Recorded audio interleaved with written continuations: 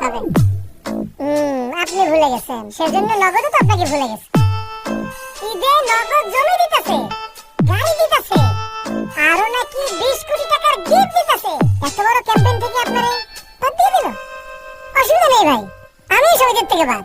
বাদে বাদে ভাই ভাই আই লাভ মিলাই ভাই। ও বেশি বলে ফেললাম মনে হচ্ছে ভাই। এইসব নগদ সব বাদ দেন তো, আমার আপনি চলে আসুন ভাই।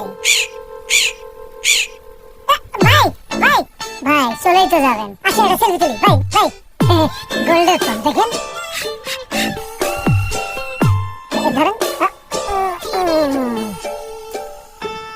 ভাই, একটু পোজ দি ভাই, পোজ। হ্যাঁ ভাই, এই এই সরি।